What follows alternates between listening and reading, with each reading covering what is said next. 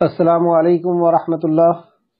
الحمد للہ ان الحمد للہ نحمده ونستعینه ونستغفره ونعوذ باللہ من شرور انفسنا ومن سیئات اعمالنا من يهده الله فلا مضل له ومن يضلل الله فلا هادي له واشهد ان لا اله الا الله واشهد ان محمدا عبده ورسوله۔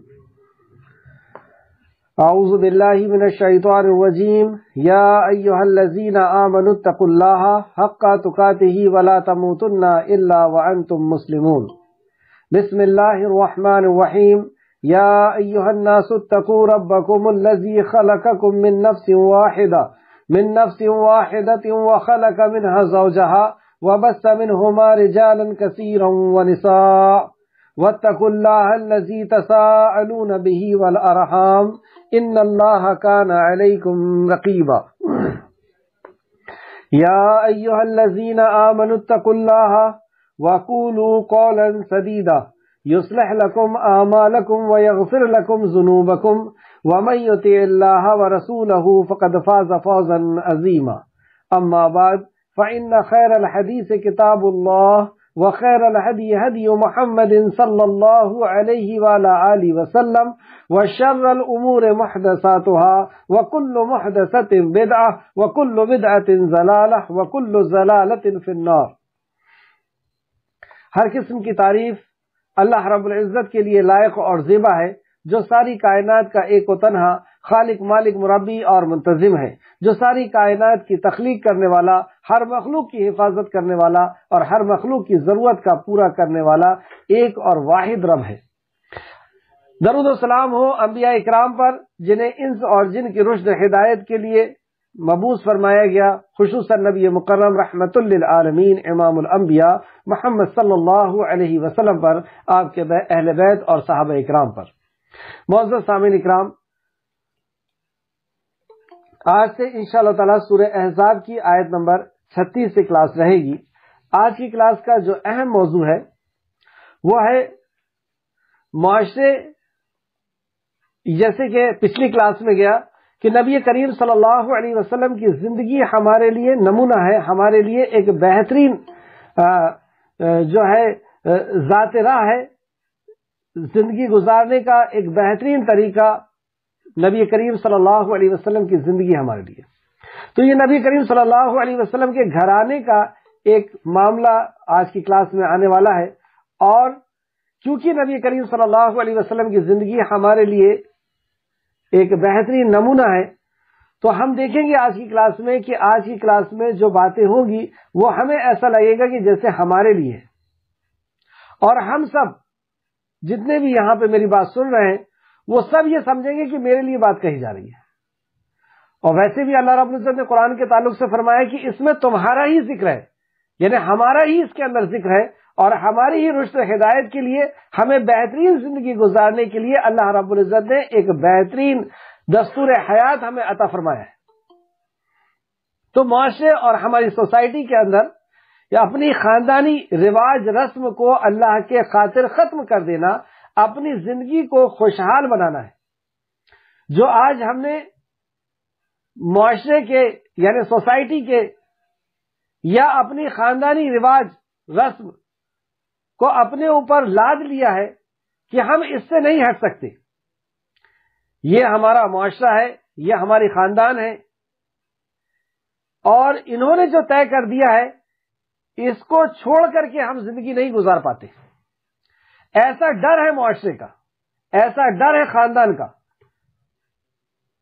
ایسا ڈر ہے ہمارے آس پاس کے لوگوں کا کہ اس کی وجہ سے لوگ اس ڈر کی وجہ سے اپنی زندگی تباہ اور برباد کر لیتے ہیں، اور زندگی ہی نہیں آخرت بھی تباہ اور برباد کر لیتے ہیں۔ چند ایک ایگزامپل کے طور پر، کئی قسم کی رسمیں ہیں، 2-3 رسمیں میں آپ کے سامنے رکھنا چاہتا ہوں۔ جیسے کسی کا انتقال ہو گیا تو تیسرا کرنا ہے، 40واں کرنا ہے۔ وہ شخص جب تک بوڑھا تھا، بیمار تھا، اس کو علاج کی ضرورت تھی، لیکن بیٹے نے اس کے علاج کا، اس کی ضرورت کا کوئی خیال نہیں رکھا، اور جب وہ مر گیا تو اس کے لیے بہت دھوم دھام سے 30واں اور 40واں کر رہا ہے۔ کچھ تو ایسے بھی ہوتے ہیں جو قرض لے کر کے اور بیاج پہ قرض لے کر کے کرتے ہیں کہ معاشرہ کیا بولے گا، لوگ کیا کہیں گے کہ باپ کا 40واں نہیں کیا، اس میں وہ قرض میں گڑ جاتا ہے، یہاں تک کہ ایسا قرض لیتا ہے جس قرض کے تعلق سے، یا ایسی دولت لیتا ہے جس دولت کے تعلق سے، یعنی بیاج پہ وہ دولت لیتا ہے جس کے تعلق سے اللہ فرماتا ہے کہ وہ مجھ سے اعلان جنگ کرتا ہے۔ جہیز کا لینا، بارات کا لے جانا، لوگ کیا کہیں گے، سید نے یا حاجی صاحب نے بارات نہیں لے گئی، جہیز نہیں دیا، لوگ کیا کہیں گے، اس وجہ سے وہ یہ کام بھی کرتا ہے۔ بیٹا یا بیٹی کو غیر خاندان میں نہیں دے گا، بھلے ہی اس کی بیٹی کی نکاح ہو نہ ہو یا غلط انسان سے ہو جائے، سب اس کو منظور ہے، نہ ہو یہ بھی منظور ہے، اور ایک غیر ایمان والے سے، منافق سے ہو جائے اس کا نکاح، وہ سب اس کو برداشت ہوگا، یا زندگی بھر بیٹھے رہے وہ برداشت ہوگا، لیکن وہ اپنی خاندان کے علاوہ، جیسے سید ہے تو سید میں دے گا، شیخ ہے تو شیخ میں دے گا، پوچھے گا کہ تم پجارے تو نہیں ہو، اور پنجارہ پوچھے گا۔ یہ سب جو رسم بنا کر کے رکھے جس کا شریعت سے کوئی لینا دینا نہیں، جبکہ یہ جہالت کی رسمیں ہیں، اور نبی کریم صلی اللہ علیہ وسلم نے اپنے آخری خطبے میں کہا تھا کہ میں ان جہالت کی رسموں کو اپنے پیروں کے نیچے رونتا ہوں یا اس کو دفن کرتا ہوں۔ طلاق نہیں دیں گے، ہماری خاندان میں نہیں چلتا، ہمارے معاشرے کے اندر یہ نہیں ہے۔ اب وہ لڑکی جل کر کے مر جائے، وہ ڈپریشن میں چلی جائے، اس کے ساتھ جو کچھ بھی ہو جائے سب منظور ہے، لیکن طلاق نہیں ہوگا۔ کیوں نہیں ہوگا؟ طلاق تو اللہ رب العزت نے جائز کیا ہے، کیا صحابہ کرام کا نہیں ہوا؟ بھلے ہی اس کا جو لائف پارٹنر ہے وہ ایمان میں نہ ہو، وہ روز شراب پیتا ہو، نماز کا پابند نہ ہو، اور یہ سب کچھ ہو سکتا ہے۔ کبھی جو ہے خاتون کے اندر غلطی ہو سکتی ہے، عورت کے اندر غلطی ہو سکتی ہے، کبھی مرد کے اندر غلطی ہو سکتی ہے، کبھی دونوں کے اندر ہو سکتی ہے، اور کبھی دونوں بھی صحیح ہو سکتے ہیں، اور صحیح ہونے کی بھی شکل میں اگر کوئی شرعی عذر ہے تو ان کی طلاق ہو سکتی ہے، یہ اللہ رب العزت نے جائز کیا ہے، لیکن نہیں دیں گے۔ اب لڑکی مر جائے یا کچھ ہو جائے، لڑکا بھی طلاق نہیں دے گا، اور وہ زندگی ویسی گزارتا رہے اور زندگیاں گزار لے، یعنی اپنی زندگی کو کس طریقے سے تباہ کرتے ہیں۔ مطلقہ یا ایسی خاتون جس کے شوہر کا انتقال ہو گیا ہے، وہ دوسری بیوی نہیں بنے گی۔ کیوں نہیں بنے گی؟ لوگ کیا کہیں گے، ہمارے خاندان میں ایسا نہیں ہوا، معاشرے کے اندر ایسا نہیں ہوا، اور میں ایسی کیسے ہو سکتی ہوں؟ مطلب ابھی کل کی کلاس میں ہم نے پڑھا کہ ساری خاتونوں کے اوپر سب سے بڑے درجے جو ہیں وہ امہات المومنین کے ہیں، تو یہ امہات المومنین سے بہتر ہے، شاید یہ اپنے آپ کو سمجھ رہی ہیں، عائشہ سے بہتر سمجھ رہی ہیں کہ میں کیسے دوسری بنوں گی اور میں کیسے تیسری بنوں گی، بھلے ہی اپنی زندگی کو یہ تباہ کر لیں، لوگوں کے تانے زندگی بھر سنتے رہیں گی، اور بری نظریں لوگ ان کے اوپر بری نظروں سے دیکھیں گے، وہ ان کو برداشت ہے، لوگ ان کو پریشان کریں گے، اور ان کی بچوں کی تربیت اور ان کا کوئی نان و نفقہ نہیں ہوگا، وہ سب برداشت ہے ان کو، لیکن یہ برداشت نہیں ہے۔ اس طریقے سے یہ اپنی زندگی کو تباہ کرتی ہیں۔ کئی مرد دوسرا نکاح نہیں کریں گے، بھلے وہ حرام چیزوں کی طرف جائیں، حرام چیز کا استعمال کرے، لیکن وہ نہیں کریں گے۔ تو لوگوں کا ڈر اور ایک دوسرا ہے اللہ کا ڈر۔ تو آج کی کلاس میں ہم دیکھیں گے کہ لوگوں کا ڈر اور اللہ کا ڈر، اور معاشرے کے اندر سے نبی کریم صلی اللہ علیہ وسلم نے کس طریقے سے رسموں کو توڑا۔ کئی واقعات آئیں گے جو رسموں کو توڑنے والے ہوں گے کہ اللہ رب العزت نے اس چیز کو بالکل ختم کر دیا، اور مومن کے لیے اور مومن کی شان یہ بتائی کہ لا خوف واحد خوف اللہ۔ مومن کی یہ شان ہے کہ وہ کسی سے نہیں ڈرتا سوائے اللہ رب العزت کے، اور وہی شخص اپنی زندگی جی سکتا ہے، وہی سکون اور اطمینان کے ساتھ جی سکتا ہے، اور جو دوسروں کے لیے جیے گا وہ ویسے ہی ریاکار ہے۔ اس کے کپڑے ویسے جیسے لوگ پسند کریں گے، اس کا گھر ویسا جیسے لوگ پسند کریں گے، اس کی نماز، اس کا روز، ہر چیز ویسی جیسے لوگ پسند کریں گے، لیکن مومن وہ ہوتا ہے جس کا ہر عمل ایسا ہوتا ہے کہ میرا رب اسے پسند کرے گا یا نہیں۔ آئیے آیت نمبر 36، اعوذ باللہ من الشیطان الرجیم، وما کان لمؤمن ولا یؤمنات اذا فضل اللہ ورسولہ امرا، اور کسی مرد اور کسی عورت کو یہ حق نہیں، کسی مرد اور کسی عورت کو یہ حق نہیں، وما کان لمؤمن ولا مؤمنات، کسی مرد اور کسی عورت کو یہ حق نہیں۔ کیا مطلب؟ یعنی نبی کریم صلی اللہ علیہ وسلم کے زمانے میں بھی اور قیامت تک آنے والے زمانے میں جتنے بھی مومن آنے والے ہیں کسی کو یہ حق حاصل نہیں ہے، کیونکہ وہ مومن ہے۔ کیا حق ہے؟ کہ جب اللہ اور اس کے رسول کسی معاملے کا فیصلہ کر دے، کوئی امر اللہ رب العزت کا آ جائے، اللہ اور اللہ کے رسول کسی معاملے کا فیصلہ کر دیں، تو ان کے لیے اپنے معاملے میں ان کا کوئی اختیار باقی نہیں، اور جو اللہ اور اس کے رسول کے نافرمانی کرے تو وہ یقیناً کھلی ہوئی گمراہی کے اندر ہے۔ وَمَن يَعْصِ اللَّهَ وَرَسُولَهُ فَقَدْ ضَلَّ ضَلَالًا مُبِينًا، کھلی ہوئی گمراہی کے اندر وہ مبتلا ہے۔ آیت کو پھر سماعت فرمائے، کسی مومن مرد اور کسی مومن عورت کو یہ حق نہیں، کیونکہ یہ مومن ہے، کہ جب اللہ اور اس کے رسول کسی معاملے کا فیصلہ کر دے۔ اب یہ امر جو ہے، ایک تو امر اللہ رب العزت کا ہے تقدیر، کہ کون انسان کب پیدا ہوگا، کب مرے گا، کیا کھائے گا، کتنا رزق ہوگا، اور ایک امر ہے اللہ کی شریعت۔ تو شریعت میں اللہ رب العزت نے ہمیں اختیار دیا ہے، ہمیں آزادی دیا، فری ول دیا ہے کہ ہم چاہیں تو اس کو کریں، چاہے تو نہ کریں۔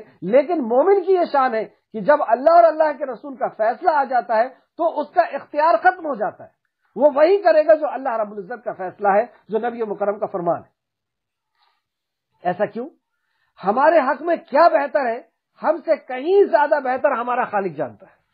ہمارے حق میں کیا بہتر ہے، ہم سے کہیں زیادہ ہمارا خالق اس بات کو جانتا ہے۔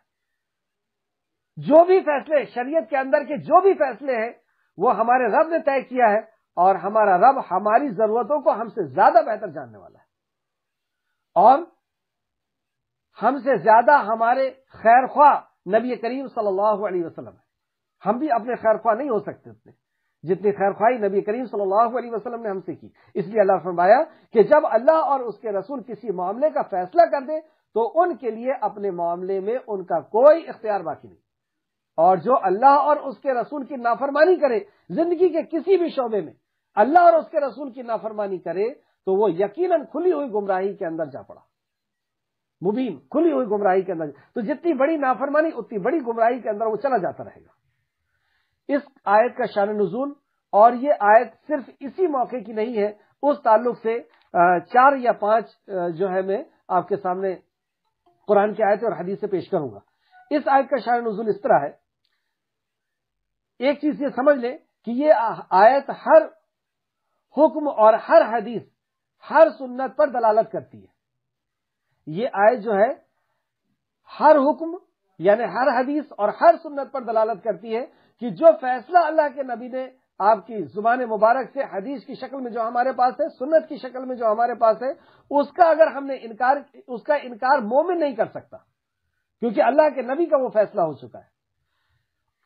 اس آیت کا شان نزول یہ ہے کہ نبی کریم صلی اللہ علیہ وسلم نے ایک انصاری صحابی سے کہا کہ اپنی بیٹی کا رشتہ مجھے دے دو، تو انصاری صحابی بہت خوش ہوئے، لیکن نبی مکرم نے فرمایا کہ رشتہ میں اپنے لیے نہیں مانگ رہا ہوں، میں فلاں ساتھی کے لیے مانگ رہا ہوں، فلاں صحابی کے لیے مانگ رہا ہوں۔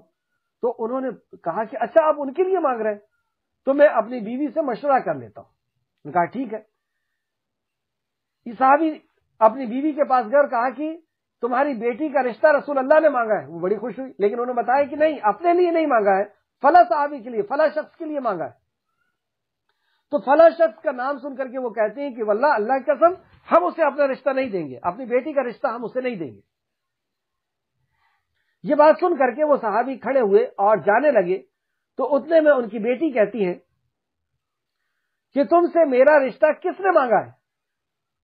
اس کی ماں نے اسے بتایا کہ تمہارا رشتہ رسول اللہ نے مانگا ہے۔ تو وہ کہتی ہے کیا تم رسول اللہ صلی اللہ علیہ وسلم کے حکم کو ٹال رہی ہو؟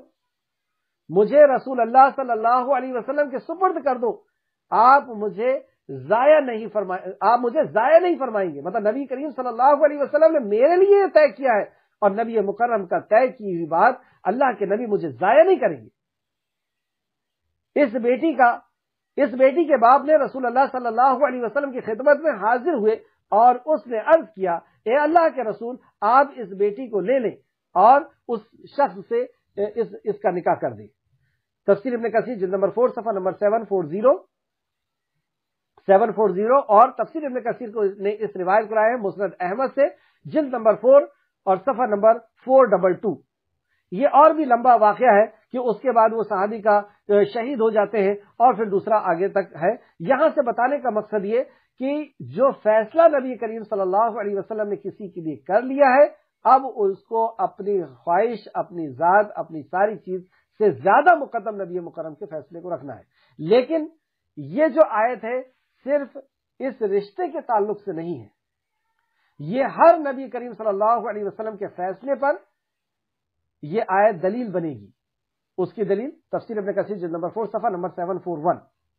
ابن عباس رضی اللہ عنہ سے نماز عصر کے بعد 2 رکعت پڑھنے کے بارے میں پوچھا گیا تو انہوں نے اس سے منع کر دیا اور ساتھ میں اس آیت کو پڑھا۔ کون سی آیت کو؟ اسی آیت کو پڑھا کہ اور کسی مومن مرد اور مومن عورت کو حق نہیں ہے کہ جب اللہ اور اس کے رسول کوئی امر مقرر کر دے، یعنی کوئی فیصلہ مقرر کر دے، تو وہ اس کام میں اپنی بھی کچھ اختیار باقی رکھتا ہو۔ اس آیت کو پڑھے۔ اس آیت سے مراد یہ ہے، اس بات کو میں نے لایا اس لیے کہ یہ آیت صرف نکاح کے فیصلے کے لیے صحابی کے لیے نازل نہیں ہوئی تھی۔ ابن عباس رضی اللہ عنہ جو مفسر قرآن ہیں اور تفسیر ابن ابو حاتم کے حوالے سے تفسیر ابن کثیر نے اس کو جلد کیا ہے، تفسیر ابن ابو حاتم جلد نمبر 9 صفحہ نمبر 3135 اور 3134۔ اس سے یہ پتہ چلا کہ یہ آیت اللہ کے نبی کے ہر حکم پر دلیل بنے گی۔ جب بھی اللہ کے نبی کا کوئی حکم ٹوٹے گا، جیسے یہاں پر کسی نے یہ پوچھا عصر اور فجر کی نماز کے بعد سنت پڑھنے کے تعلق سے، تو ابن عباس نے فرمایا کہ یہ نہیں ہوگا، اور پھر اس آیت کو پڑھی کہ اگر کوئی مخالفت کرتا ہے تو مطلب مومن کو یہ حق ہی نہیں ہے کہ نبی مکرم کی کوئی مخالفت کرے۔ پھر سے اس حدیث کو سمجھے۔ ابن عباس رضی اللہ عنہ سے نماز عصر کے بعد 2 رکعت پڑھنے کے بارے میں پوچھا تو انہوں نے اس سے منع کر دیا اور ساتھ میں یہ آیت پڑھی، کیونکہ یہ اللہ کے نبی کا فیصلہ ہے اور اللہ کے نبی جو فیصلہ کر دے اس میں کسی مومن کا کوئی حق باقی نہیں۔ حالانکہ عصر کی نماز کے بعد یا فجر کی نماز کے بعد کب پڑھنا ہے کب نہیں پڑھنا ہے وہ ایک الگ بحث ہے، اس کو میں مد نظر رکھتے ہوئے حالانکہ اس تعلق سے بھی ایک حدیث پڑھ لیں، سن لیں۔ رسول اللہ صلی اللہ علیہ وسلم نے فرمایا کوئی شخص طلوع شمس اور اس کے غروب کے وقت نماز پڑھنے کی کوشش نہ کرے۔ مسلم شریف حدیث نمبر 828، یعنی طلوع آفتاب اور طلوع غروب کے وقت پڑھنے سے روکا گیا ہے۔ یہاں سے صرف بتانا مقصد یہ تھا کہ ہر حکم کے اوپر، اللہ کے نبی کی ہر سنت کے اوپر کسی کا بھی کوئی حق باقی نہیں رہے گا۔ تیسری دلیل اللہ رب العزت فرماتا ہے سورہ نساء آیت نمبر 65 کے اندر، فَلَا وَرَبُّكَ لَا يُؤْمِنُونَ حَتَّى يُحَكِّمُوكَ بِمَا شَجَرَ بَيْنَهُمْ ثُمَّ لَا يَجِدُوا فِي أَنفُسِهِمْ، سو آپ کے پروردگار کی قسم۔ یہ بات اتنی اہم ہے کہ خالق کائنات اپنی ذات کی قسم کھا رہا ہے، قسم ہے تیرے پروردگار کی، یہ لوگ جب تک اپنے تنازع میں، جب تک اپنے تمام آپس کے اختلاف میں نبی کریم صلی اللہ علیہ وسلم کو حاکم نہ تسلیم کر لیں، آپ کو حکم دینے والا اور آپ کے حکم کو نہ تسلیم کر لیں، اس وقت تک یہ مومن نہیں ہو سکتے۔ اور جو فیصلہ آپ ان کے بیچ میں کر دیں اسے یہ بغیر کجی، بغیر ٹینشن، بغیر فکر کے اسے قبول کر لیں۔ تو مومن کی شان یہ بتائی اور مومن کی پہچان یہ بتائی گئی کہ مومن کو جب کوئی بھی، آج ہم دیکھیں اسلام کے اندر ایسا کون سا عمل ہے جس کے اندر اختلاف نہیں ہے، تو جو بھی اختلافی عمل ہے اس میں ہمیں فیصلہ کرنا، نبی کریم صلی اللہ علیہ وسلم نے اس متعلق جو بھی آپ کی حدیث ملے گی، جو بھی سنت ملے گی، اس کو ہم قبول کر لیں، اور اس کو قبول کرنے کے اندر کوئی بھی کجی نہ ہو، کوئی بھی ٹینشن نہ ہو، کوئی بھی فکر نہ ہو، کوئی ڈر نہ ہو معاشرے کا۔ یہ کام نبی مکرم نے نہیں کیا۔ آپ کے زمانے میں حضرت خدیجہ کا انتقال ہوا، کیا آپ نے 40واں کیا؟ کیا آپ نے 30واں کیا؟ اور بھی ازواج مطہرہ یا صحابہ اکرام کا ہوا، آپ کے بیٹے کا ہوا، اور بھی کئی لوگوں کا ہوا۔ کب ہوا ایسا؟ کب جہیز ہوا؟ کب بارات گئی؟ کیا طلاقیں نہیں ہوئی؟ تو جو چیز نبی مکرم کے دور میں، کیونکہ یہ رسم جو ہے اس کا نکالنا بہت، یہ اگر نہ نکلے، نبی مکرم کے شان میں اللہ نے فرمایا نا کہ یہ تمہارے گلے میں لگے ہوئے توق کو اتارتے ہیں، یہی توق، یہی رسم و رواج کو جو انسانوں نے پہن لیا ہے اور اپنی زندگی کو تباہ اور برباد کر رہے ہیں، ہلاک کر رہے ہیں، کیونکہ یہ اللہ کے قانون سے، اللہ رب العزت کے کلام سے یہ دور ہو رہے ہیں۔ جیسے اللہ نے سورہ طٰہٰ کے اندر فرمایا سورۃ طٰہٰ آیت نمبر 124 کے اندر کہ فمن اعرض عن ذکری فإن له معیشۃ ضنکا، کہ جس نے میرے ذکر سے اعراض کیا، یعنی میرے کلام پر عمل کرنے سے اعراض کیا، اللہ کی شریعت پر، اللہ کے دین پر عمل کرنے سے اعراض کیا، میں اس کی زندگی کو تنگی اور پریشانی سے بھر دوں گا۔ تو یہ تنگی اور پریشانی کی وجہ یہی ہے کہ ہم نے یہ زبردستی کے رسم و رواج، لوگوں کا ڈر اپنے اوپر سوار کر کے رکھے ہیں اور اللہ رب العزت کا ڈر نکال دیے۔ اللہ ہم سب کو توفیق دے۔ آخر آیت جو بہت زیادہ اہم ہے، اس کو ضرور نوٹ کریں، سورہ نور آیت نمبر 63۔ سورہ نور آیت نمبر 63، اس میں اللہ فرماتا ہے تو جو لوگ اس کے حکم کے مخالفت کرتے ہیں ان کو ڈرنا چاہیے کہ ان پر کوئی آفت آ پڑے، یعنی کوئی فتنہ ان کے اوپر آ پڑے، کوئی ان کے اوپر آفت آ پڑے، جو اللہ کے نبی کے حکم کا انکار کرتے ہیں، جو اللہ کے حکم کا انکار کرتے ہیں انہیں ڈرتے رہنا چاہیے۔ پھر سے آپ دیکھیں تو جو لوگ اس کے حکم کی مخالفت کرتے ہیں، اللہ کے حکم کی مخالفت کرتے ہیں، اور نبی مکرم کا بھی حکم اللہ ہی کا حکم ہے، میرا نبی اپنا، اللہ نے فرمایا نا میرا نبی اپنے طرف سے کچھ نہیں کہتے، وہ وہی کہتے ہیں جو وہی الہی۔ تو جو اللہ کے حکم کا انکار کرتے ہیں ان کو ڈرتے رہنا چاہیے کہ ایسا نہ ہو کہ ان پر کوئی آفت آ پڑے یا تکلیف دینے والا عذاب ان پر آ پڑے، یعنی انہیں انتظار کرنا چاہیے اللہ رب العزت کے عذاب کا۔ اللہ ہم سب کو محفوظ رکھے۔ اب ایک اور رسم یہاں پر اس آیت میں ہم نے دیکھا کہ نبی مکرم صلی اللہ علیہ وسلم کا قول، فعل، عمل، جو بھی آپ کا حکم ہے، جو بھی آپ کا امر ہے، اور اللہ رب العزت کی طرف سے آیا ہوا جو امر ہے کہ زندگی اس طریقے سے گزارا جائے گا، صبح سے شام تک، جوانی سے بڑھاپے تک، ہر لمحے میں کہاں کیا کیا جائے گا، یہ پہلے سے طے شدہ ہے۔ ہمیں اس میں کوئی بھی ایڈیشن کرنے کی ضرورت نہیں، نہ اس میں سے کچھ نکالنے کی ضرورت ہے۔ جو ہمیں زندگی جینے کا طریقہ دے دیا گیا ہے بس اسی طریقے سے ہم زندگی جئیں گے، اور اس کے اندر ہم نے اگر کچھ غلط ملت کیا تو یہی بدعت ہوگی اور یہی اللہ رب العزت کے امر سے ہٹنا ہوگا۔ اب جو رسم ہے اس رسم کے تعلق سے ایک بہت جامع آیت، آیت نمبر 37، اور جب آپ اس شخص سے جس پر اللہ نے انعام کیا، اور آپ سے مراد نبی کریم صلی اللہ علیہ وسلم ہے، تو اے نبی کریم صلی اللہ علیہ وسلم جب آپ اس شخص سے مراد یہاں پہ زید بن حارث ہے، زید بن حارثہ ہے، اور زید بن حارثہ وہ معزز صحابی ہیں، یہ واحد صحابی ہیں جن کا ذکر اللہ رب العزت نے کلام مقدس کے اندر نام لیا جن کا۔ حالانکہ کئی صحابی کا ذکر ہے اور کئی صحابی کے تعلق سے آیتیں نازل ہوئی ہیں، کئی صحابی کی شان میں بھی آیتیں نازل ہوئی ہیں، توبہ کے تعلق سے بھی آیتیں نازل ہوئی ہیں، لیکن یہ وہ صحابی ہیں جن کا نام اللہ رب العزت نے قرآن کے اندر لیا، قضا زید کہہ کے اسی آیت کے اندر۔ تو یہ زید بن حارث کے تعلق سے یہ آیت ہے، اور اللہ رب العزت فرماتا ہے اے نبی یاد کریں جب آپ اس شخص یعنی زید بن حارث سے جس پر اللہ نے انعام کیا۔ اللہ نے کیا انعام کیا ان کے اوپر؟ اللہ رب العزت نے ان کے اوپر انعام کیا کہ انہیں اسلام اور اتباع رسول کی توفیق دی۔ یہ اللہ رب العزت کا سب سے بڑا انعام ہے کہ اللہ رب العزت جسے اسلام کی دولت دے دے۔ اسلام کے تعلق سے نبی مکرم نے فرمایا کہ جسے اسلام مل گیا اسے دنیا اور معافیہ سے زیادہ قیمتی چیز مل گئی، دنیا اور دنیا کے باہر جو بھی چیزیں اس سے زیادہ قیمتی چیز مل گئی جسے اسلام مل گیا، اور جسے اتباع رسول کی توفیق مل گئی۔ اور یہ وہ صحابی ہیں جو دوسرے نمبر پہ اسلام قبول کیے تھے، حضرت خدیجہ کے بعد زید بن حارثہ نے ہی اسلام قبول کیا تھا۔ تو یہ اللہ رب العزت کا فضل تھا آپ کے اوپر، اور آپ نے بھی انعام کیا تھا، یعنی نبی کریم صلی اللہ علیہ وسلم نے بھی انعام کیا تھا۔ کیسے انعام کیا تھا؟ زید بن حارثہ حضرت 8 سال میں جو ہے یہ خریدے گئے، اور حضرت خدیجہ کے بھتیجے نے لا کر کے حضرت خدیجہ کو دیا۔ حضرت خدیجہ کے یہ غلام تھے۔ جب حضرت خدیجہ کا نکاح نبی کریم صلی اللہ علیہ وسلم سے ہوا تو زید بن حارثہ کو آپ نے ہبہ کر دیا۔ اب یہ نبی مکرم صلی اللہ علیہ وسلم کے غلام ہو گئے، تو نبی کریم صلی اللہ علیہ وسلم نے انہیں آزاد کر دیا، اور ان کے ساتھ بہت شفقت اور محبت کے ساتھ ان کی تربیت کرنا شروع کی۔ ان کی محبت اور شفقت اور ان کا اعلان کہ یہ میرا منہ بولا بیٹا ہے، لوگ زید بن حارثہ کو نبی کریم صلی اللہ علیہ وسلم کا منہ بولا بیٹا بولنے لگے، یہاں تک کہ لوگوں نے یہ تک کہنا شروع کر دیا کہ یہ زید بن محمد ہے صلی اللہ علیہ وسلم۔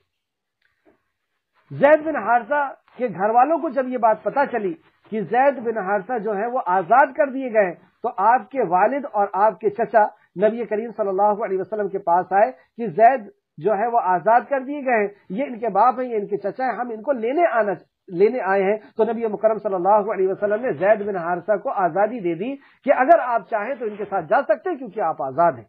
تو زید بن حارثہ نے اپنے والد کے ساتھ، اپنے چچا کے ساتھ، اپنے قبیلے میں جانے سے انکار کر دیا۔ انہوں نے بہت ان کو لعنت ملامت کی کہ تم اپنے قبیلے میں جانا پسند نہیں کرتے ہو، غلامی پسند کرتے ہو، لیکن زید بن حارثہ نے کہا کہ میں یہاں سے نہیں جا سکتا۔ یعنی نبی مکرم صلی اللہ علیہ وسلم کی سیرت کا، آپ کے اخلاق کا، آپ کے شفقت کا یہ اثر زید بن حارث کو پڑا کہ وہ انہوں نے آپ کی غلامی کو چھوڑنا برداشت نہیں کیا، حالانکہ آزاد تھی۔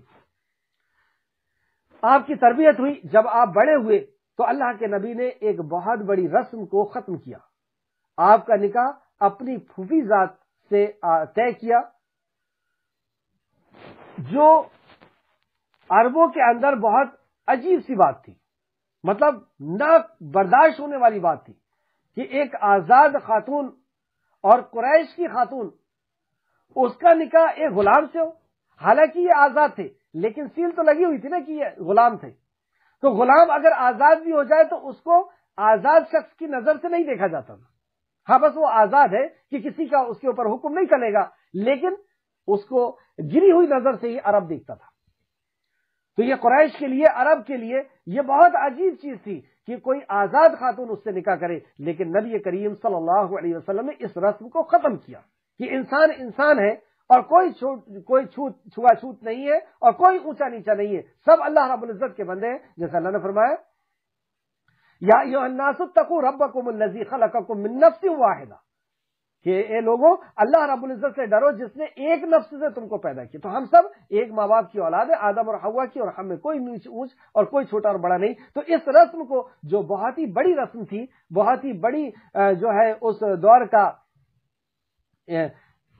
ایک رسم تھی، جس کو نبی کریم صلی اللہ علیہ وسلم نے ختم کیا اور اپنی پھوپھی ذات سے آپ کا نکاح کروایا، زید بن حارثہ کا زینب بنت جہش سے۔ زینب بنت جہش، اس کو ضرور نوٹ کریں کیونکہ مدینہ کے اندر یہ نام بہت زیادہ جو تھا وہ فیمس تھا، اور زیادہ تر لوگ زینب نام رکھا کرتے تھے۔ تو زینب نام کی دو امہات المومنین ہیں، نبی مکرم کی جوزہ ہیں زینب نام سے، لیکن یہ ہے جو زینب بنت جہش ہے۔ بہرحال تو آپ نے ان سے نکاح کیا، اللہ کے نبی نے ان سے نکاح کرایا اور اس معاشرے کی اس رسم کو توڑا۔ اچھا، اس کے بعد ان کا کسی معاملے میں آپس میں تال میل نہیں بیٹھ پایا، مزاج نہیں بیٹھ پایا۔ مزاج نہ بیٹھنے کی وجہ سے زید بن حارث نبی کریم صلی اللہ علیہ وسلم کے پاس آتے، زید بن حارثہ نبی کریم صلی اللہ علیہ وسلم کے پاس آتے اور کہتے کہ مجھے ان کے ساتھ نہیں رہنا، مجھے طلاق چاہیے۔ کیوں ایسا؟ تو وہ کہتے ہیں کہ یہ بڑائی کا احساس رکھتی ہے، مطلب یہ ابھی بھی آزاد خاتون ہے اور میں غلام ہوں، تو یہ بڑائی کا احساس رکھتی ہے، مجھے ان کے ساتھ میں جو ہے مناسب نہیں سمجھ رہا ہوں اور مجھے طلاق چاہیے۔ تو نبی کریم صلی اللہ علیہ وسلم، اچھا اسی بیچ اللہ رب العزت کی طرف سے نبی کریم صلی اللہ علیہ وسلم کو الہام کر دیا گیا، وحی آ گئی کہ ان کا نکاح ہوگا، ان کی طلاق ہو جائے گی، مطلب زید طلاق دیں گے۔ اس پوائنٹ کو بھی یاد رکھیں کہ حضرت زینب بنت جہش نے خلا نہیں دی، زید نے طلاق دی ہے، زید بن حارثہ رضی اللہ عنہ نے طلاق دی ہے، اور یہ اللہ رب العزت نے پہلے سے وہی نازل فرما دی تھی، نبی مکرم کو الہام کر دیا تھا کہ ان سے ان کا طلاق ہو جائے گا اور اس کے بعد آپ سے نکاح ہوگا۔ یہ نبی مکرم جان رہے تھے کہ ایسا ہونے والا ہے، لیکن یہ چیز معاشرے کے اندر ایک بہت غلط نظر سے دیکھی جاتی تھی۔ جیسے آج کے دور میں کچھ چیزیں بہت غلط نظر سے دیکھی جاتی ہیں، جن کا ذکر میں نے پہلے کر چکا ہوں، ان چیزوں کو بہت غلط نظر سے دیکھا جاتا ہے۔ اس طریقے سے اس دور میں اس چیز کو بہت غلط نظر سے دیکھا جاتا تھا کہ منہ بولے بیٹے کی بیوی اگر اس کا طلاق ہو جائے تو سسر جو ہے اس سے نکاح کر لے، کیونکہ اس کو سسر ہی مانا جاتا تھا اور وہ وراثت میں بھی حقدار ہوتا تھا۔ تو یہ منہ بولا کا نقصان، یہ حق تلفی ہے اصل میں۔ تو اللہ رب العزت نے اس رواج کو ختم کیا۔ حق تلفی کیسے ہے؟ یہ وراثت کا جو حقدار ہے اصل میں اس کو حق نہ دے کر کے کسی منہ بولے شخص کو حق دینا ہے۔ تو یہ اصل جو وارث ہے اس کا حق ماننا ہے۔ دوسرا، حقیقی باپ کا حق ماننا ہے کہ جو حقیقی باپ ہے اس باپ کو اس کی اولاد کا حق نہیں دیا جا رہا ہے، کسی اور کے نام سے اس کو پکارا جا رہا ہے. اور یہ کتنی بھدی چیز ہے کہ کسی کا باپ ہے اور کسی اور کے باپ کے نام کے ساتھ اس کو پکارا جا رہا ہے. تیسرا، اس کی جو طلاق شدہ بیوی ہے اس سے نکاح نہ کر کے اور اس کو پریشان کرنا. تو یہ حق تلفی ہے. اصل میں اس حق تلفی کو اللہ رب العزت نے ختم کیا اور ایک صالح معاشرے کی تعمیر کی گئی. آیت کو آپ پھر سے سماعت فرمائیں.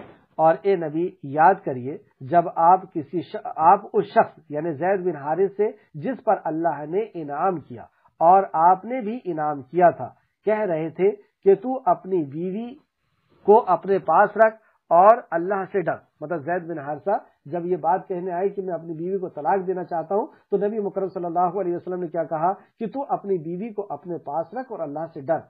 مطلب نبی مکرم یہ نہیں چاہ رہے تھے کہ اس کا طلاق ہو. کیا وجہ تھی اس کی؟ اور اللہ رب العزت فرماتا ہے اور آپ اپنے دل میں وہ بات چھپاتے تھے جو اللہ ظاہر کرنا چاہتا تھا کہ اس کی بیوی سے نبی مکرم کا نکاح ہوگا. اللہ کے نبی اس بات کو چھپا رہے تھے تو اللہ رب العزت نے اس کو بیان فرمایا اور آپ اپنے دل میں وہ بات چھپاتے تھے جو اللہ ظاہر کرنا چاہتا تھا. کیا وجہ تھی یہ؟ ماں عائشہ صدیقہ رضی اللہ عنہا بیان فرماتی ہیں کہ رسول اللہ صلی اللہ علیہ وسلم اگر کسی آیت کو بیان نہ کرتے تو وہ یہی آیت ہوتی. حدیث اس طرح ہے، ابن زید نے عائشہ رضی اللہ عنہ سے روایت کیا ہے کہ اگر محمد صلی اللہ علیہ وسلم نے اللہ تعالیٰ کے اس کتاب میں سے کچھ چھپانا ہوتا جسے اللہ تعالیٰ نے آپ پر وحی کے ذریعے سے نازل فرمایا ہے تو آپ اس بات، کون سی بات؟ اور آپ اپنے دل میں وہ بات پوشیدہ کرتے تھے جس کو اللہ ظاہر کرنے والا تھا اور آپ لوگوں سے ڈرتے تھے. آپ نے ایسا کیوں کیا تھا؟ کیونکہ آپ لوگوں سے ڈر رہے تھے، معاشرے سے ڈر رہے تھے کہ معاشرہ کیا کہے گا. اپنی منہ بولے بیٹے، یعنی اس زمانے میں تو منہ بولا نہیں تھا، بیٹا ہی کہلاتا تھا. تو بیٹے کی بیوی جس کا طلاق ہو گیا ہے یعنی اپنی بہو سے نکاح کر لی اور یہ بات پورے معاشرے کے اندر پھیل جائے گی، اس سے نقصان ہو جائے گا، لوگ کیا کہیں گے. تو یہ جو ڈر تھا، اور یہ ڈر فطری ہے. جیسے موسیٰ علیہ السلام کے تعلق سے بھی اللہ رب العزت نے فرمایا کہ موسیٰ علیہ السلام ڈر گئے اس سانپ کو دیکھ کر کے. پھر اللہ نے کہا رک جاؤ، ڈرو نہیں، پکڑ لو اس کو. اور بھی دوسری جگہ موسیٰ علیہ السلام کے تعلق سے یہ بات آتی ہے. تو یہ فطری ہے، لیکن ڈر سے رک جانا، اللہ کی شریعت کو چھوڑ دینا، یہ جرم ہے. اللہ کے نبی نے اس وقت اس چیز کو سمجھا، لیکن جب اللہ رب العزت کا حکم آیا تو پھر معاشرے کا ڈر ختم ہو کر کے اللہ رب العزت کا ڈر اس کے اوپر وہ ہو گیا اور نبی مکرم نے اس کو حکم کو پورا کیا. آگے دیکھتے ہیں. اور آپ لوگوں سے ڈر رہے تھے حالانکہ اللہ زیادہ حقدار ہے کہ آپ اس سے ڈریں. پھر جب زید نے اس سے اپنی حاجت پوری کر لی، یہاں پہ زید کا نام آیا رضی اللہ عنہ. پھر اللہ فرماتا ہے پھر جب زید نے اس سے اپنی حاجت پوری کر لی تو ہم نے اس کا نکاح آپ سے کر دیا. مطلب زید نے اپنی حاجت پوری کر یعنی طلاق دے دی، اور جب طلاق ہو گئی تو اللہ رب العزت فرماتا ہے کہ ہم نے آپ کا نکاح کر دیا. اللہ رب العزت نے نکاح کیا. یہ نکاح میں نہ ولی کی ضرورت پڑی، نہ گواہ کی، نہ مہر کی. اور اس پر حضرت زینب بنت جہش جو ہے اپنی فضیلت بھی بیان کرتی ہیں. امام بخاری نے اس کو روایت کیا ہے کہ انس بن مالک سے روایت کیا ہے کہ زینب بنت جہش ازواج مطہرات پر فخر کرتی تھی، مطلب دوسری بیویوں میں فخر کرتی تھی. کہا کرتی تھی کہ تمہاری شادی تمہارے گھر لوگوں نے کی ہے، مطلب تمہاری شادی جو ہوئی ہے تمہارے گھر میں ہوئی ہے اور لوگوں نے کی ہے، تمہارے باپ نے یا لوگوں نے کی ہے. اور میری شادی 7ویں آسمان کے اوپر اللہ رب العزت نے کی ہے. تمہاری گھر پر ہوئی ہے، دنیا میں ہوئی ہے اور تمہارے ماں باپ نے کی ہے. میری شادی ساری کائنات کے خالق اور مالک نے 7ویں آسمان کے اوپر کی ہے. اسے امام بخاری نے روایت کیا ہے، بخاری شریف حدیث نمبر 7420. لیکن ماں عائشہ صدیقہ رضی اللہ عنہ بھی اپنے بارے میں بیان فرماتی ہیں کہ میری شان اللہ رب العزت کے نزدیک یعنی میرا مقام جو ہے اللہ کے نزدیک یہ ہے کہ اللہ رب العزت نے میری برات یعنی میری پاک دامنی کو آسمان سے نازل فرمایا جو اللہ رب العزت نے قرآن کا حصہ بنایا۔ تو اس بات پر زینب بنت جہش جو ہے وہ اعتراف کر لی، مطلب انہوں نے مان لیا کہ واقعی بڑی جو سعادت ہے وہ یہ ہے کہ ماں عائشہ صدیقہ رضی اللہ عنہ کی پاک دامنی کو اللہ رب العزت نے قرآن کا حصہ بنایا۔ تفسیر الطبری جلد نمبر 17 اور صفحہ نمبر 117 177۔ تو یہاں پہ اللہ فرماتا ہے کہ اللہ رب العزت نے وہ نکاح کر دیا، اور جب عدت پوری ہوئی تو زید کو ہی نبی کریم صلی اللہ علیہ وسلم نے پہنچایا کہ انہیں خبر دو۔ تو جب زید وہاں پہ پہنچے تو زید رضی اللہ عنہ فرماتے ہیں کہ مجھے آپ کو پیچھے سے ہی دیکھ کر کے ایک دہشت طاری ہوئی، ایک عظمت جو امہات المومنین کی ہونا ہی چاہیے ہوتی ہے۔ تو انہوں نے کہا کہ نبی کریم صلی اللہ علیہ وسلم آپ کو یاد کرتے ہیں یعنی بلاتے ہیں۔ تو انہوں نے کہا کہ میں اس وقت تک نہیں جاؤں گی جب تک استخارہ کروں گی۔ تو آپ استخارہ کے لیے کھڑی ہوئی، لیکن اسی وقت یہ آیت نازل ہو گئی اور نبی کریم صلی اللہ علیہ وسلم بغیر اجازت آپ کے حجرے کے اندر تشریف لائے، آپ کے گھر کے اندر تشریف لائے۔ تو یہاں پہ اللہ فرماتا ہے پھر جب زید نے اس سے اپنی حاجت پوری کر لی یعنی نکاح ہونے کے بعد طلاق ہو گئی کر لی، تو ہم نے اس کا نکاح آپ سے کر دیا، یعنی زید سے اللہ رب العزت نے نبی کریم صلی اللہ علیہ وسلم سے اللہ رب العزت نے زینب بنت جہش کا نکاح کر دیا۔ کیوں؟ تاکہ مومنوں کے لیے اپنے منہ بولے بیٹے کی بیویوں سے نکاح میں کوئی حرج نہ رہے۔ اس رسم کو ختم کرنے کے لیے کہ قیامت تک کے لیے رسم ختم ہو جائے، تو خود نبی کریم صلی اللہ علیہ وسلم کو ہی آئیڈیل بنا دیا، آپ کو ہی رہبر بنا دیا کہ یہ کام نبی کریم صلی اللہ علیہ وسلم نے کر چکے ہیں، اب اس کام کو کرنے میں کوئی حرج نہیں ہے۔ آپ دیکھ رہے ہیں اس جگہ پر جا کر کے سوچیں کہ معاشرے کی ہمارے کو شیطان کتنی باتیں ہمارے ذہن کے اندر ڈالتا ہے کہ اگر میں نے ایسا کر لیا تو لوگ کیا کہیں گے۔ کسی عالم نے یا کسی جو ہے حاجی صاحب نے اگر بیٹے کا نکاح بغیر جہیز کے کر دیا، بغیر برات کے کر دیا، تو لوگ کیا کہیں گے۔ کسی عالم صاحب نے بیوی کو طلاق دے دیا، لوگ کیا کہیں گے۔ کسی نے ایسا کر لیا، لوگ کیا کہیں گے۔ اس میں اچھا کچھ شیطان بات یہ بھی ذہن کے اندر ڈالتا ہے کہ لوگ اس سے دین سے متنفر ہو جائیں گے، دین سے رک جائیں گے۔ جو قانون اللہ رب العزت کا ہے ہمیں اس پر عمل کرنا ہے۔ کون دین سے رک رہا ہے، کون نہیں رک رہا ہے، کسے ہدایت ملنا ہے، کسے نہیں ملنا ہے، یہ اللہ رب العزت کے اختیار کی بات ہے۔ ہمیں یہ دیکھنا ہے کہ شریعت کیا ہے۔ کیا یہاں پہ نبی کریم صلی اللہ علیہ وسلم کے سامنے یہ بات نہیں آئی ہوگی کہ میں ایسا کروں گا اور لوگ اس چیز کو برا سمجھتے ہیں، تو کہیں ایسا نہ ہو کہ لوگ دین سے دور ہو جائے۔ کچھ نہیں، دین یہ ہے، اللہ رب العزت کا یہ قانون ہے، اللہ سے ڈرنا ہے، لوگوں سے نہیں ڈرنا۔ لوگوں کے حساب سے ہم کو نہیں چلنا کہ میں ایسا چلوں گا تو اسے ہدایت مل جائے گی، ایسا یہ ہدایت کا پیمانہ نہیں ہے۔ ہدایت کا پیمانہ تو اللہ کے پاس ہے کہ اللہ جسے چاہتا ہے یعنی جو ہدایت کا حقدار ہے اللہ اسے ہدایت عطا فرماتا ہے۔ آگے آیت میں دیکھیں، تاکہ مومنوں کے لیے اپنے منہ بولے بیٹے کی بیویوں سے نکاح میں کوئی حرج نہ رہے جب وہ ان سے اپنی حاجت پوری کر لیں، اور اللہ کا حکم تو پورا ہو کر ہی رہتا ہے۔ یہ اللہ رب العزت کا امر ہے، اور اللہ کا امر تو پورا ہو کر کے ہی رہتا ہے۔ تو اللہ رب العزت کا یہ امر تھا اور نبی کریم صلی اللہ علیہ وسلم نے اسے قبول کیا، اور اللہ رب العزت آگے پھر آپ کی شان میں بیان فرماتا ہے، اور نبی کے لیے اس بات میں کوئی حرج نہیں جو اللہ نے اس کے لیے مقرر کر دیا۔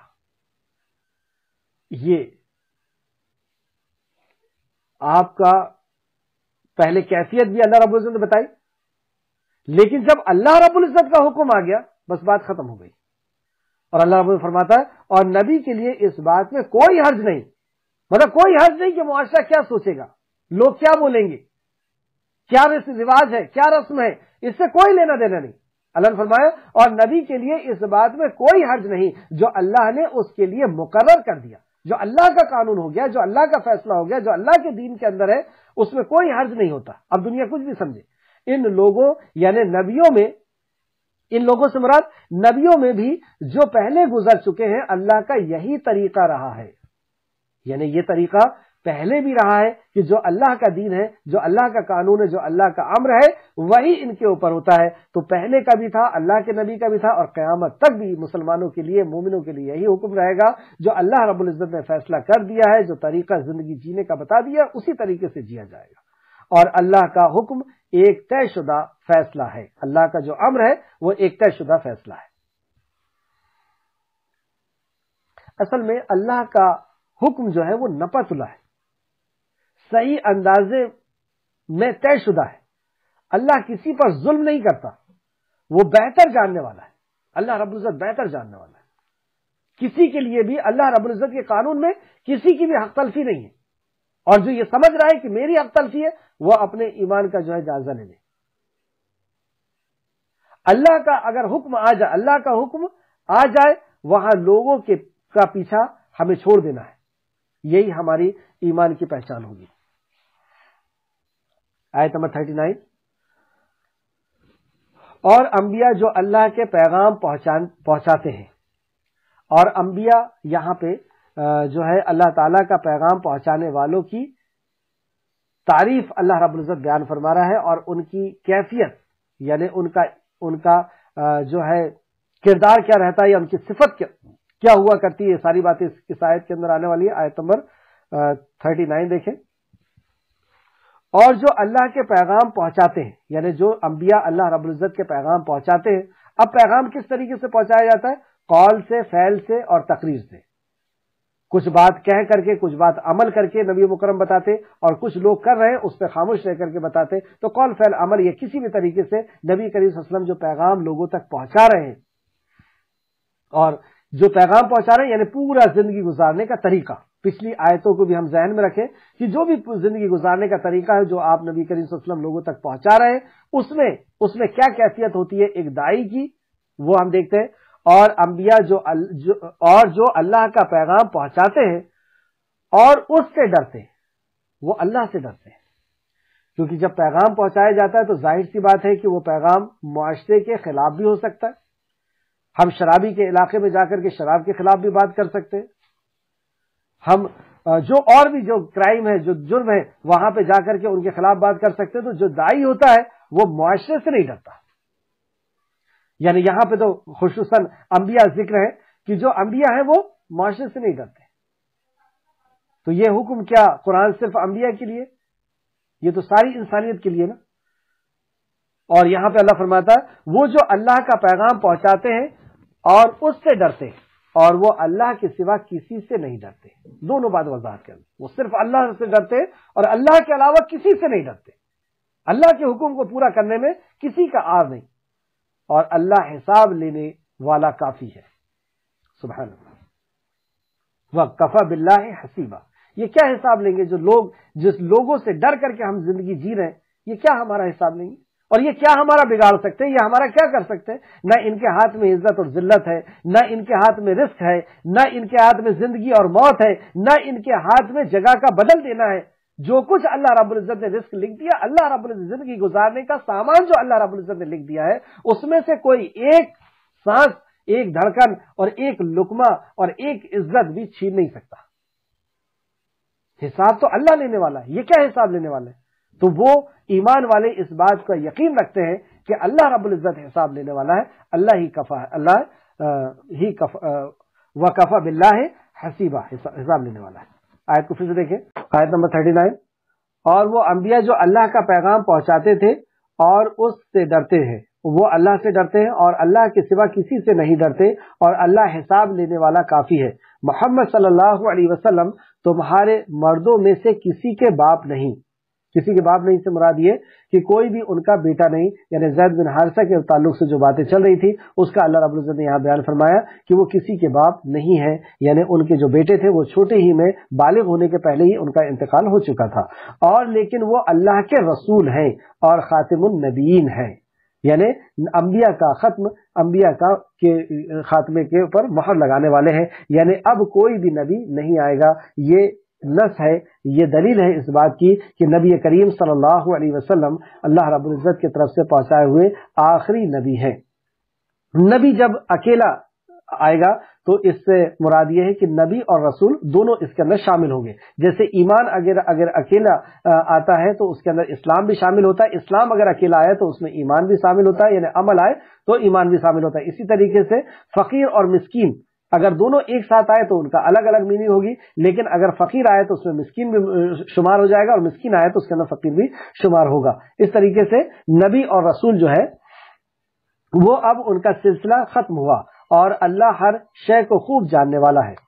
نبی اور رسول کا سلسلہ ختم ہوا، یہ اس بات کی دلیل ہے یہ آیت، جبکہ ہمارے ہی دور میں کچھ ایسے لوگ بھی اس جگہ پر ہیں جو اپنے آپ کو قادیانی کہتے ہیں، اور ان کا یہ عقیدہ ہے کہ غلام احمد قادیانی یہ آخری نبی ہے، مطلب محمد صلی اللہ علیہ وسلم آخری نبی نہیں، محمد صلی اللہ علیہ وسلم کے بعد یہ بھی نبی ہے، یہ بھی نبیوں میں سے ہے غلام احمد قادیانی، جبکہ یہ قرآن اس بات کی صاف دلیل ہے، یہ آیت کہ نبی کریم صلی اللہ علیہ وسلم آخری نبی ہے۔ اللہ نے فرمایا اور لیکن وہ اللہ کے رسول اور خاتم النبیین ہے، یعنی نبیوں کا خاتمہ نبی کریم صلی اللہ علیہ وسلم کے اوپر ہوا ہے۔ اس تعلق سے چند حدیث بھی دیکھیں۔ سیدنا شعبان رضی اللہ عنہ بیان کرتے ہیں کہ رسول اللہ صلی اللہ علیہ وسلم نے فرمایا میری امت میں 30 جھوٹے ہوں گے، یعنی جھوٹے نبوت کا دعویٰ کرنے والے ہوں گے، حالانکہ وہ دعویٰ کریں گے کہ وہ نبی ہے، حالانکہ میں خاتم النبیین ہوں، میرے بعد کوئی نبی نہیں۔ ترمذی شریف حدیث نمبر 2219 بالکل سیدھی حدیث ہے کہ نبی مکرم نے فرمایا کہ حالانکہ میں آخری نبی ہوں اور میرے بعد کوئی نبی نہیں۔ سیدنا سعد رضی اللہ عنہ بیان کرتے ہیں کہ رسول اللہ صلی اللہ علیہ وسلم نے سیدنا علی رضی اللہ عنہ سے فرمایا کیا تم راضی نہیں ہو کہ تم میرے لیے ایسے ہو جیسے ہارون علیہ السلام موسیٰ علیہ السلام کے لیے تھے، مگر فرق یہ ہے کہ میرے بعد کوئی نبی نہیں ہوگا، میرے بعد کوئی نبی نہیں ہوگا۔ یہ بخاری شریف کی حدیث ہے، حدیث نمبر 4416، اور مسلم شریف حدیث نمبر 2404۔ اور بھی کئی جگہ ہیں، ایک اور حدیث دیکھ لیں۔ سیدنا ابو ہریرہ رضی اللہ عنہ بیان کرتے ہیں کہ رسول اللہ صلی اللہ علیہ وسلم نے فرمایا نبوت میں سے کوئی چیز باقی نہیں رہی سوائے بشارت کی۔ لوگوں نے عرض کیا اے اللہ کے رسول بشارت کیا چیز ہے؟ آپ نے فرمایا نیک خواب، یعنی نبوت کا سلسلہ ختم ہو گیا ہے، نبوت کے سلسلے میں سے کوئی ایک چیز باقی ہے اور وہ بھی ہے سچے خواب۔ بخاری شریف حدیث نمبر 6990۔ ایک حدیث پر دیکھیں، اور بھی حدیث ہے، صرف اس کا حوالہ میں لکھا دوں، بخاری شریف حدیث نمبر 3535، مسلم شریف حدیث نمبر 2286، اور مسلم شریف حدیث نمبر 2355۔ ایک حدیث پر لکھیں جو بخاری اور مسلم دونوں نے لے کر کے آئے، اس کے اندر دوسری بھی باتیں ہیں۔ اصل میں رسول اللہ صلی اللہ علیہ وسلم نے فرمایا میرے 5 نام ہیں۔ نبی کریم صلی اللہ علیہ وسلم اپنے تعلق سے کیا فرماتے ہیں کہ میرے 5 نام ہیں، میں محمد ہوں نمبر 1، دوسرا محمد احمد ہوں، اور میں ماہی ہوں، یہ تیسرا نام۔ پہلا نام محمد بتایا آپ نے، دوسرا احمد ہوں، اور میں ماہی ہوں کہ اللہ تعالیٰ میرے ذریعے سے کفر کو مٹائے گا۔ ماہی کے معنی آپ نے بتائے کہ اللہ تعالیٰ میرے ذریعے سے کفر کو مٹائے گا، اور میں حاشر ہوں کہ قیامت کے دن تمام انسانوں کا حشر میرے بعد ہوگا، اور میں عاقب ہوں کہ میرے بعد کوئی نبی نہیں ہوگا، میرے بعد کوئی نبی نہیں ہوگا۔ یہ بھی بخاری شریف کی حدیث ہے، حدیث نمبر 3532، مسلم شریف حدیث نمبر 2354۔ یہ آیت نمبر 40 تھی، اور اللہ ہر شے کو خوب جاننے والا ہے۔ آج کی کلاس کی آخر 2 آیتیں دیکھ لیں۔ یا ایھا الذین آمنو، اچھا اے لوگوں جو ایمان لائے ہو تم اللہ کو کثرت سے یاد کرو۔ اللہ کو کثرت سے یاد کرنے کی فضیلت کے تعلق سے ایک حدیث سماعت فرمائے۔ سیدنا ابو درداء رضی اللہ عنہ بیان کرتے ہیں کہ رسول اللہ صلی اللہ علیہ وسلم نے فرمایا کیا میں تمہیں ایک ایسا عمل نہ بتاؤں جو تمہارے اعمال میں سب سے بہتر، تمہارے مال یعنی اللہ تعالیٰ کو سب سے زیادہ پسندیدہ، یعنی تمہارے اعمال میں سب سے بہتر، اور تمہارے مالک یعنی اللہ تعالیٰ کو سب سے زیادہ پسند، تمہارے درجات کو سب سے زیادہ بلند کرنے والا، تمہارے لیے سونا اور چاندی اللہ کی راہ میں خرچ کرنے سے بہتر، اور اس بات سے بہتر کہ تم اپنے دشمن کا مقابلہ کرو اور تم اس کی گردن کاٹو اور وہ تمہاری گردنیں کاٹے۔ صحابہ رضی اللہ عنہ نے پوچھا اے اللہ کے رسول صلی اللہ علیہ وسلم وہ کون سا عمل ہے وہ کیا عمل ہے؟ تو آپ صلی اللہ علیہ وسلم نے فرمایا وہ عمل اللہ تعالی کا ذکر ہے۔ ابن ماجہ حدیث نمبر 3790 ابن ماجہ، ترمذی شریف حدیث نمبر 3377۔ اس حدیث سے کیا پتا چلا؟ اس حدیث کو بھی ہمیں ویسے ہی سمجھنا ہوگا جیسے نبی مکرم صلی اللہ علیہ وسلم نے سمجھایا اور صحابہ کرام نے سمجھا۔ اس سے یہ مطلب نہیں ہے کہ ہم سونا اور چاندی اللہ رب العزت کے راستے میں خرچ کرنا، زکوٰۃ دینا بند کر دیں اور اللہ رب العزت کے راستے میں جد و جہد کرنا بند کر دیں۔ اس کا یہ مطلب نہیں کہ ہم سارے اعمال کو چھوڑ کر کے اور صرف اللہ رب العزت کا ذکر کرنے لگے۔ صحابہ یہ صرف فضیلت یہ ہے کہ اللہ کے ذکر کی یہ فضیلت ہے، یعنی جو کام جب ہوگا، جس کام کی ضرورت ہے وہ کام صحابہ نے اس وقت کیا، لیکن اس حدیث سے یہ پتہ چلا ہے کہ ذکر کی کس قدر اہمیت ہے۔ دوسرا، کیونکہ صحابہ نے دوسرے بھی کام کیے۔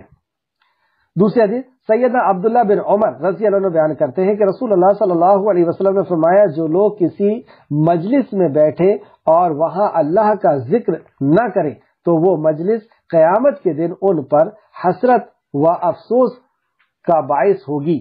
یعنی کسی مجلس میں ہم بیٹھے ہیں اور صرف دنیا کی بات یا صرف گھر کی بات کر کے اٹھ جاتے ہیں تو وہ مجلس حشر کے میدان میں یعنی قیامت کے دن حسرت کی باعث ہوگی۔ مسند احمد جلد نمبر 2 حدیث نمبر 7112 آیت نمبر 42 سبحوا بکرۃ و اصیلا، اور وہی ہے جو تم پر رحمت بھیجتا ہے، اور نہیں ایک آیت چھوٹ گئی، آیت نمبر 42 اور تم صبح اور شام اس کی تسبیح کرو۔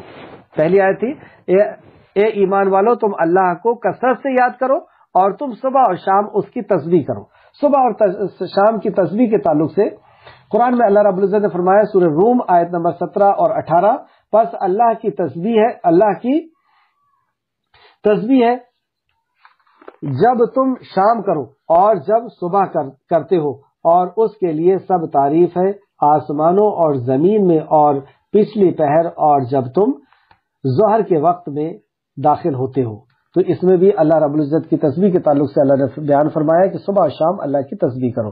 ایک اور جو سورہ بقرہ آیت نمبر 152 میں اللہ نے فرمایا، سورہ بقرہ آیت نمبر 152 سو تم مجھے یاد کرو میں تمہیں یاد کروں گا، اور میرا شکر کرو اور میری ناشکری سے بچو۔ تو یہاں پہ اللہ نے فرمایا تم مجھے یاد کرو تو میں تمہیں یاد کروں گا۔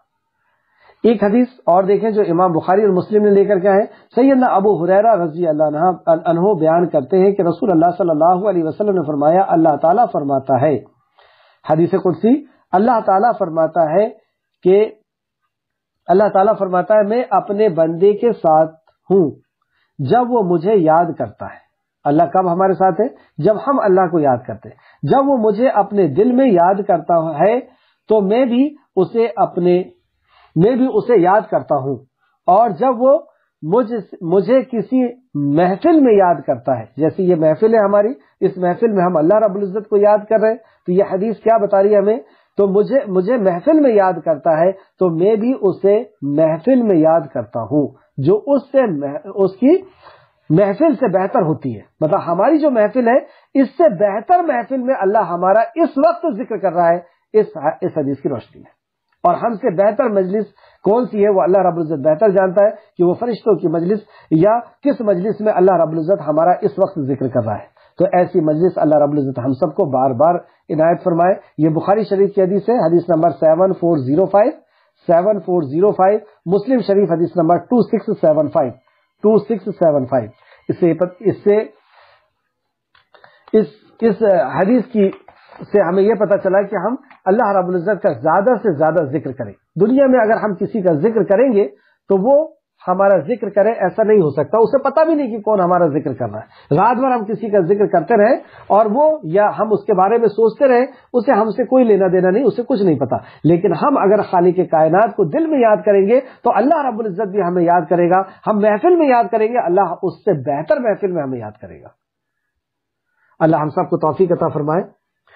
آیت نمبر 43 وہی ہے جو تم پر رحمت بھیجتا ہے اور اس کے فرشتے بھی، تاکہ وہ تمہیں اندھیروں سے روشنی کی طرف نکال لائے. کس کے اوپر رحمت بھیجتا ہے اور کسے اندھیروں سے نکال کر کے اللہ رب العزت روشنی کی طرف لاتا ہے. اس آیت پہ غور کریں پھر سے. وہی ہے جو تم پر رحمت بھیجتا ہے. کس پہ رحمت بھیجتا ہے یہ سوال ہے. اور اس کے فرشتے بھی, اللہ بھی رحمت بھیجتا ہے اور اس کے فرشتے بھی ان کے لیے دعائیں مغفرت کرتے ہیں یا رحمت کی دعا کرتے ہیں, تاکہ وہ تمہیں اندھیروں سے روشنی کی طرف لائے, یعنی برائیوں سے نکال کر کے اچھائیوں کی طرف لے کر کے آئے, کفر اور شرک کی گندگی سے نکال کر کے اور اللہ رب العزت کے نور, اللہ کے دین کی طرف لائے. اور یہ کس کے ساتھ ہوتا ہے؟ اور اللہ مومنوں پر بہت رحم کرنے والا ہے. یہ مومنوں کے لیے, مومنوں کے ساتھ اللہ رب العزت بہت رحم کرنے والا ہے. جس دن وہ اس سے ملیں گے تو ان کی دعا ہوگی سلام. یہ اللہ رب العزت کا ایک صفت ہے سلام. اور جیسے کہ ہم نماز میں پڑھتے ہیں اللہم انت السلام و منک السلام, اللہ سلام ہے اور جتنی بھی سلامتی ہے وہ اللہ کی طرف سے. جو بھی سلامتی ہمارے اوپر ہے, جو بھی رحمت ہمارے اوپر ہے, وہ سب اللہ رب العزت کی طرف سے. تو اللہ فرماتا ہے جس دن وہ اس سے ملیں گے, یعنی جنت میں جب وہ داخل ہوں گے تو ان کی دعا یعنی ان کی ملاقات آپس میں کیا ہوگی؟ سلام. اور سلام اپنے آپ میں ایک بہت بڑی فضیلت رکھتی ہے, دلوں کو جوڑنے کی ایک چیز ہے.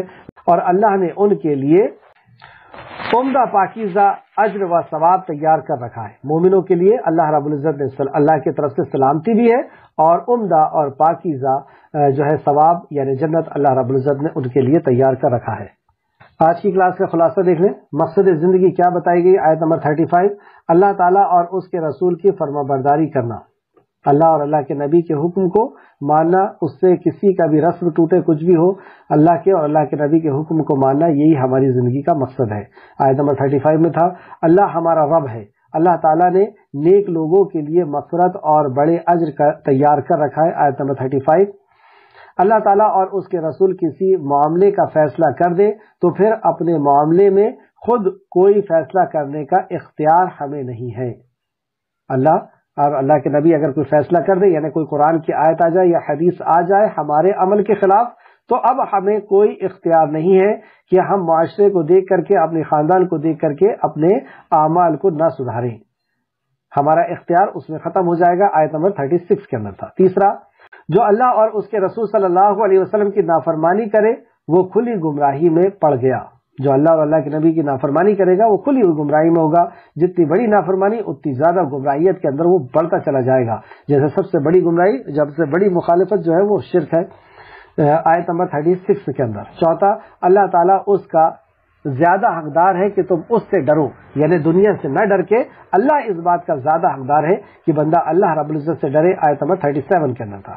پانچواں, اللہ تعالیٰ کا حکم عمل میں آنا ہی چاہیے. اللہ رب العزت کا حکم جو ہے وہی عمل کے اندر ہمارے آنا چاہیے. آیت نمبر 35 کی روشنی میں یہ بات پتہ چلی. چھٹواں, اللہ تعالیٰ کا حکم ایک قطعی طے شدہ فیصلہ ہے, امر ہے نا. اصل میں اللہ رب العزت کا جو حکم ہے وہ بالکل طے شدہ ہے. اب اس نے ہمیں عمل کی آزادی دی. ایک تو تقدیر بنا دیا تو اس کو تو کوئی ٹال نہیں سکتا, اور ایک ہمیں عمل کی آزادی دے دیا ہے. اگر ہم اس کو ٹالتے تو اس کا ہمیں حساب بھی دینا ہوگا. اللہ ہم سب کو محفوظ رکھے اور اللہ کے امر پر ہمیں فیصلہ کرنے اور اس کے حکم پر چلنے کی توفیق عطا فرمائے. ساتواں, اللہ تعالیٰ کا پیغام پہنچانے والے اللہ تعالیٰ سے ڈرتے ہیں, اس کے سوا کسی سے نہیں ڈرتے. سبحان اللہ. اللہ تعالیٰ کا پیغام پہنچانے والے اللہ تعالیٰ سے ڈرتے ہیں اور اس کے سوا کسی سے نہیں ڈرتے. آیت نمبر 39 کے اندر تھا. آٹھواں, حساب لینے والا اللہ تعالیٰ کافی ہے. حساب اللہ ہی رب العزت دینے والا ہے اور کوئی بھی حساب لینے والا نہیں ہے. آیت نمبر 39. نوواں, اللہ تعالیٰ ہر چیز کا علم رکھنے والا ہے. آیت نمبر 40. اللہ رب العزت ہی ہر چیز کا علم رکھنے والا ہے. رسول اللہ صلی اللہ علیہ وسلم ہمارے رہنما ہے. اس کا نمبر 1, رسول اللہ صلی اللہ علیہ وسلم نے اللہ تعالیٰ کے فرما برداری کرنا سکھایا ہمیں کہ اللہ کی کس طریقے سے فرما برداری کی جاتی ہے. کیسے کہ اللہ رب العزت نے نبی مکرم نے اللہ کا جیسی حکم آیا ویسے ہی نبی مکرم صلی اللہ علیہ وسلم نے اس کو سر تسلیم خم کر دیا. جیسے سورہ بقرہ کی بھی آخر آیت میں ہے آمن الرسول بما انزل, ایمان لائے رسول اس پر جو ان پر نازل کیا گیا. تو سب سے پہلے ایمان اور عمل کر کے نبی کریم صلی اللہ علیہ وسلم نے دکھا دیا. یہ ہمیں پتہ چلا آیت نمبر 35 کی روشنی میں. دوسرا, رسول اللہ صلی اللہ علیہ وسلم نے سچائی کے روش پر چلنا سکھایا, سچائی کے راستے پر چلنا سکھایا. آیت نمبر 35. تیسرا, رسول اللہ صلی اللہ علیہ وسلم نے صبر کرنا سکھایا. آیت نمبر 35. چوتھا صبر کرنا سکھایا. کیسا صبر؟ کہ پورا معاشرہ خلاف، کہ منہ بولے بیٹے نے طلاق دے دیا اور اس کی جو جوزہ تھی، طلاق شدہ بیوی تھی، نبی کریم صلی اللہ علیہ وسلم نے اس سے نکاح کر لیا. یہ ایک بہت بڑا طوفان مدینہ کے اندر کافروں کی طرف سے اٹھانا، لیکن اس پر بھی نبی کریم صلی اللہ علیہ وسلم نے صبر کر لیا، کیونکہ یہ میرے رب کا حکم ہے. رسول اللہ صلی اللہ علیہ وسلم نے صبر کرنا سکھایا اپنے عمل کے ذریعے سے، آیت نمبر 35 کی روشنی میں. چوتھا، رسول اللہ صلی اللہ علیہ وسلم نے خشوع اختیار کرنا سکھایا. آیت نمبر 35 میں اسی کو دیکھ سکتے ہیں، خشوع اختیار کرنا سکھایا، کہ خوشی کے ساتھ نبی کریم صلی اللہ علیہ وسلم نے اس عمل کو کیا. پانچواں، رسول اللہ صلی اللہ علیہ وسلم نے صدقہ دینا سکھایا. آیت نمبر 35 کی روشنی میں. چھٹواں، رسول اللہ صلی اللہ علیہ وسلم نے اللہ تعالیٰ کو کثرت سے یاد کرنا سکھایا، کہ اللہ رب العزت کو کیسے کثرت سے یاد کرنا، اور کتنی بڑی فضیلت ہے اللہ رب العزت کو یاد کرنے کی. آیت نمبر 35 کی روشنی میں. چوتھا، رسول اللہ صلی اللہ علیہ وسلم نے شرم گاہوں کی حفاظت کرنا سکھائی. آیت نمبر 35 کی روشنی میں شرم گاہوں کی حفاظت کرنا سکھائی. اس میں غور کریں. آٹھواں، رسول اللہ صلی اللہ علیہ وسلم نے اللہ تعالیٰ کے پیغامات پہنچانا سکھایا. آیت نمبر 39 کی روشنی میں. کامیاب لوگوں کے رویے. نمبر 1، اللہ تعالیٰ کی اطاعت کرنا. کامیاب وہ ہوتا ہے جو اللہ کی اطاعت کرتا ہے. آیت نمبر 35 کی روشنی میں. دوسرا، اللہ تعالیٰ پر ایمان لانا. 35. تیسرا، سچائی کی روشنی اختیار کرنا، مطلب سچائی کو اختیار کرنا. چوتھا، صبر کرنا. پانچواں، خشوع اختیار کرنا. یہ سب 35 کی روشنی میں ہے. خشوع اختیار کرنا، صدقہ دینا، روزے رکھنا اور شرمگاہ کی حفاظت کرنا. نوواں، اللہ تعالیٰ کو کثرت سے یاد کرنا. اور 10واں، اللہ تعالیٰ سے ڈر جانا. اور 11واں، اللہ تعالیٰ کی پیغامات کو پہنچانا. اللہ تعالیٰ سے ڈر جانا یہ تھا آیت نمبر 37 اور 39 میں. 11واں، اللہ تعالیٰ کے پیغامات کو پہنچانا. آیت نمبر 35 کی روشنی. ناکام لوگوں کے رویے. ناکام کون ہوا کرتے ہیں؟ نمبر 1، اللہ تعالیٰ اور اس کے رسول کی نافرمانی کرنا. 36 آیت نمبر. دوسرا، لوگوں سے ڈرنا. یہ لوگوں سے ڈرنے والے ناکام لوگ ہوا کرتے ہیں، کہ وہ لوگوں کے حساب سے جیتے ہیں، اللہ کے حساب سے نہیں جیتے. سورہ احزاب کی آیت نمبر 37 کی روشنی. تیسرا، اللہ تعالیٰ کے فیصلے کے بعد اپنے معاملے میں کا اختیار سمجھنا. اللہ تعالیٰ کے فیصلے کے بعد اپنے معاملے کا اختیار سمجھنا. یہ ناکام لوگوں کو کہ اللہ نے کوئی فیصلہ کر دیا، کوئی حدیث ہمارے سامنے آ گئی، کوئی قرآن کی آیت آ گئی، لیکن اس کے بعد ہم اپنے کسی کام میں خود فیصلہ کر رہے ہیں. یہ ناکام لوگوں کے رویہ. اللہ ہم سب کو محفوظ رکھے.